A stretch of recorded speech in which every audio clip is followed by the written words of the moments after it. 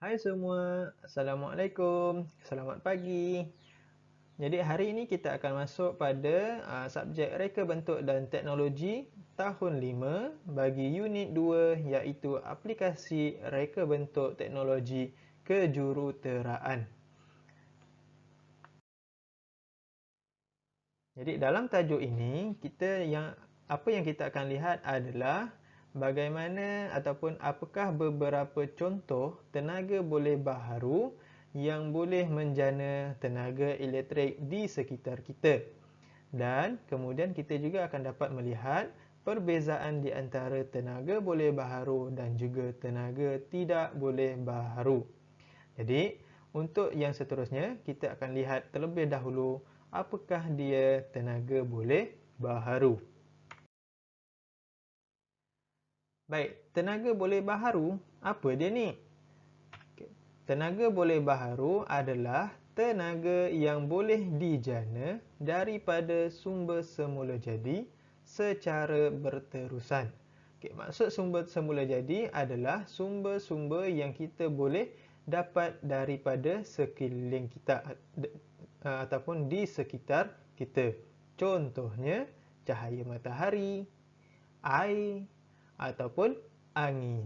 Okey? Jadi sebelum kita lihat dengan lebih jelas ataupun dengan lebih jauh berkaitan dengan tenaga boleh baharu, kita akan lihat terlebih dahulu perbezaan di antara tenaga boleh baharu dan tenaga tidak boleh baharu.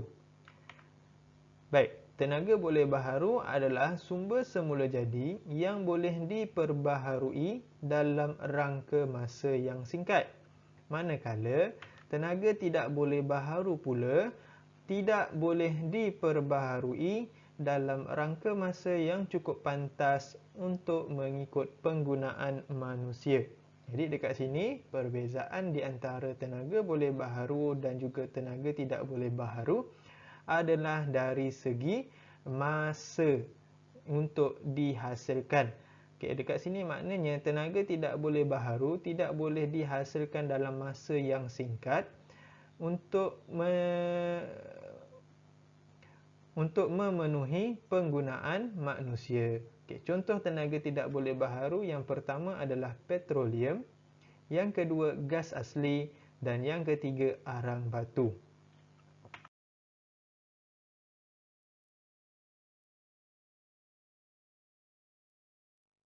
Baik, yang seterusnya kita tengok dulu antara contoh tenaga boleh baharu. Baik, tenaga boleh baharu yang pertama adalah matahari. Okey, matahari, cahaya matahari ataupun dikenali sebagai tenaga solar. Ia merupakan sumber tenaga utama dan juga boleh ditukarkan kepada tenaga elektrik dan juga tenaga haba. Okey. Yang seterusnya adalah tenaga geoterma.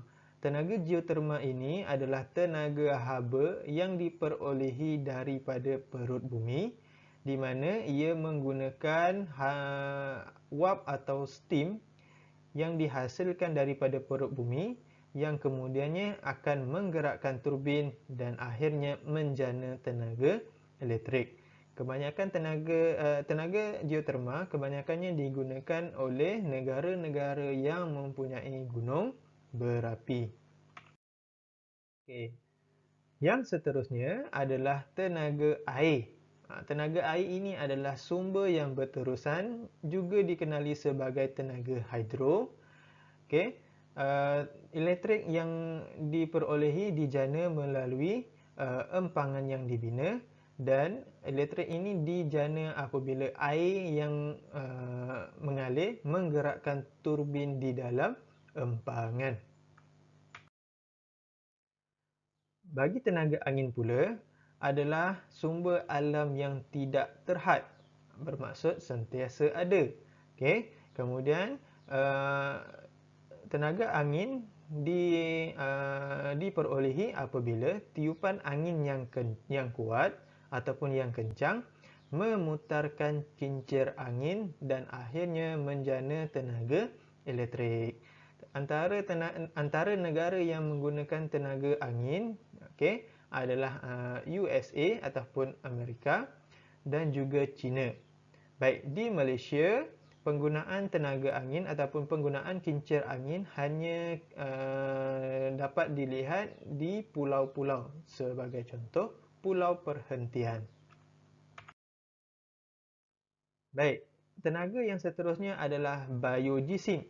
Okey, biojisim adalah bahan reputan benda hidup seperti tumbuhan dan juga najis haiwan. Kedua-dua bahan ini kemudiannya dibakar dan akan menghasilkan wap. Wap yang dihasilkan kemudiannya akan menggerakkan turbin dan turbin akan menjana tenaga elektrik. Yang seterusnya adalah tenaga ombak. Baik, negara yang dikelilingi laut mempunyai ombak yang kuat. Justru mereka menggunakan tenaga ombak untuk menghasilkan tenaga elektrik. Turbin diletakkan pada stesen jana kuasa dan penjanaan tenaga ombak boleh dilakukan melalui beberapa cara, iaitu kaedah saluran terus, kaedah pelampung, kaedah kolam berayun dan juga kaedah turbin bawah air.